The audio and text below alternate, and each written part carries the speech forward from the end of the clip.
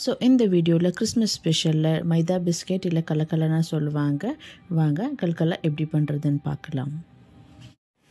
வணக்கம், welcome back to Divya Sriram lifestyle. நீங்கள் என் சேனலுக்கு புதுசாக இருந்து சப்ஸ்கிரைப் பண்ணுங்கள், பக்கத்தில் இருக்கிற பெல் கிளிக் பண்ணுங்கள், லைக் பண்ணுங்கள், ஷேர் பண்ணுங்கள், கமெண்ட் பண்ணுங்கள். வாங்க இன்றைக்கி என்ன வீடியோ.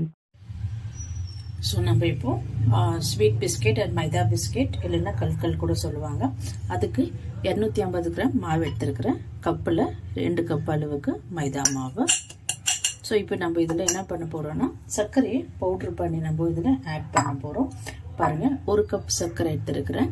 இதை நல்லா மிக்சியில் போட்டுட்டு இது கூட கொஞ்சம் ஏலக்காய் போட்டு நான் பவுட்ரு பண்ணி எடுத்துக்கிறேன். இப்போது சுகரை நல்லா பவுட்ரு பண்ணியாச்சு மிக்சியில். இந்த சுகர் கூடவே இந்த மைதா மாவெல்லாம் மிக்ஸ் பண்ணி எடுத்துக்கலாம். இதில் நான் பட்டர் ஆட் பண்ண போகிறேன். நீங்கள் கீ சுடு பண்ணி வச்சுருக்கிற கீ இல்லைன்னா எண்ணெய் கூட ஆட் பண்ணிக்கலாம். நல்லா இது பிஸ்கெட் மாதிரி நல்லா சாஃப்டாக இருக்கும். அதுக்கு நான் இந்த க்யூப்ஸ் அளவில் 4 டேபிள் ஸ்பூன் அளவுக்கு வரும். இது இந்த மாதிரி 4 க்யூப் ஆட் பண்ணிக்கிறேன் இதில். ஸோ இந்த சர்க்கரையும் இந்த மைதா மாவை நல்லா இப்போ மிக்ஸ் பண்ணிக்கலாம். ஸோ நீங்கள் தண்ணியில் கூட மெல்ட் பண்ணி இதில் ஆட் பண்ணிக்கலாம். ஸோ இது நல்லா இப்போ மிக்ஸ் பண்ணியாச்சு. ஸோ இப்போ நம்ம இந்த பட்டர்ஸ் எல்லாம் எடுத்து இதில் ஆட் பண்ணிக்கிறேன்.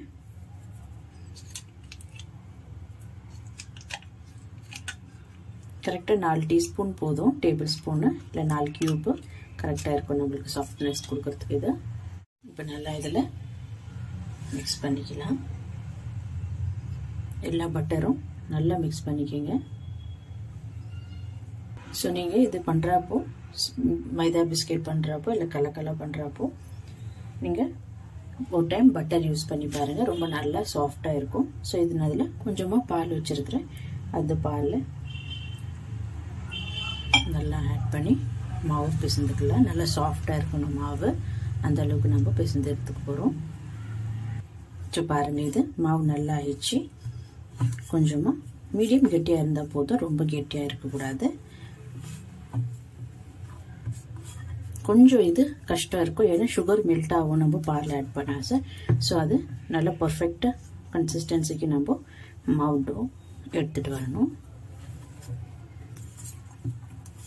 ஸோ அவ்வளோதான், இந்த அளவுக்கு.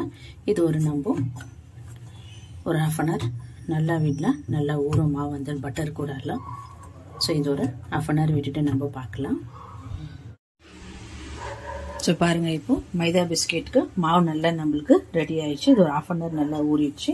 இப்போ நம்ம இது சப்பாத்தி மாதிரி ரோல் பண்ணி நம்ம எந்த சைஸில் வேணுமோ அந்த சைஸில் நம்ம ஆட் பண்ணிக்கலாம். நீங்கள் பெருசு பெருசாக கூட ஆட் பண்ணிக்கலாம், சின்ன சின்ன ஆட் பண்ணால் நல்லா இருக்கும். சரி, ஒரு டிவைட் பண்ணிக்கிங்க நீங்கள் எத்தனை ரோல் போடுறீங்கன்ட்டு. ஆனால் கொஞ்சம் மோட்டமாக தான் இருக்கணும் இது.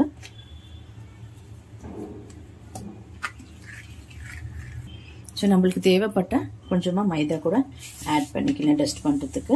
இப்போ நம்ம இது நல்லா ரோல் பண்ணி எடுத்துக்கலாம். கொஞ்சம் நல்லா மோட்டாவே இருக்கணும் இது.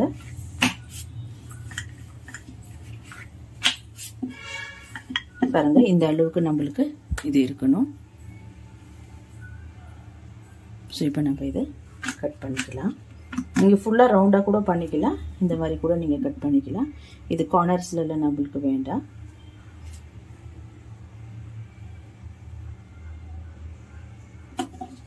ஸோ இது நம்ம திருப்பம் ரோல் பண்ணி திருப்பவும் கட் பண்ணி எடுத்துக்கலாம்.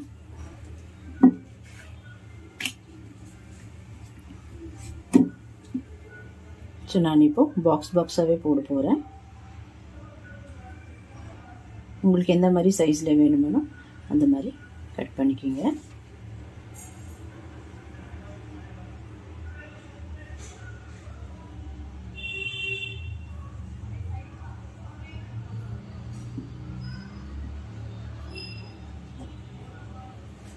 ஸோ அவ்வளோதான், பாருங்கள், இந்த அளவுக்கு நம்மளுக்கு இது கிடைச்சா போதும்.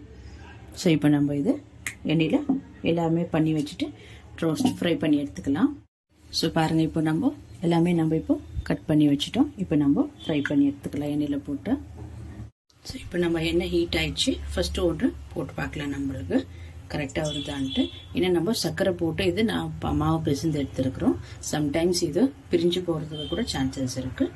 ஃபஸ்ட்டு ஒன்று போட்டுருக்குற பாருங்கள், அதனால தான். ஸோ இது பிரியல, நம்மளுக்கு கரெக்டாக வருது. ஸோ இப்போ நம்ம எல்லாமே ஆட் பண்ணிக்கலாம். அதில் இங்கே ஒரு தட்டில் போட்டு கூட நீங்கள் அப்படியே ஆட் பண்ணிக்கலாம், இல்லைன்னா ஒன்று ஒன்றா கூட நீங்கள் சேர்த்துக்கலாம் கையில்.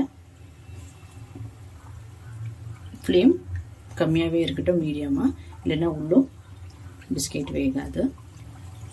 ஸோ பாருங்கள், நம்ம எல்லாம் கல்கலாம் இதில் போட்டாச்சு. ஜஸ்ட் இந்த மாதிரி ரொட்டேட் பண்ணி விடுங்க. ஸோ அப்போது கீழே இருக்கிறதெல்லாம் நம்மளுக்கு இப்போது மேலே சேர்ஸ் ஆகும். கொஞ்சம் லேட் ஆகும் இது குக் ஆகிறதுக்கு, ஃப்ரை ஆகிறதுக்கு.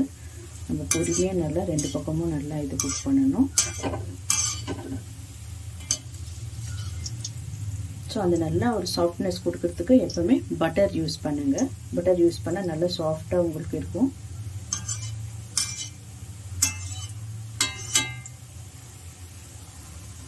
பாருங்கள், இப்போ நல்லா இது கலர் கொஞ்சம் கொஞ்சமாக மாறி வருது. நம்ம லோ ஃப்ளேமில் குக் பண்ணாத, லோ மீன்ஸ் மீடியம் ஃப்ளேமில், ரொம்ப லோவானா. ஸோ இது ஒரு 10-15 மினிட்ஸ் ஆகும் நல்லா குக் ஆகிறதுக்கு. நான் கொஞ்சம் அதிகமாக போட்டுட்டேன், நீங்கள் வேணுமென்னா கொஞ்சம் கொஞ்சம் பேட்ச் வைஸ் போட்டுக்கலாம். ஸோ பாருங்கள், நம்மளுக்கு இது ரெடி ஆயிடுச்சு. நம்ம எடுக்கும் போது நல்லா இது சாஃப்டாக இருக்கும். கொஞ்சம் ஆடுறது கம்ப்ளீட்டாக கூல் ஆனதுக்கு அப்புறம் தான் நம்மளுக்கு இது நல்லா க்ரன்ச்சியாக கிடைக்கும். ஸோ நம்ம இப்போ எடுத்து இன்னொரு பாத்திரத்தில் ஆட் பண்ணிடலாம்.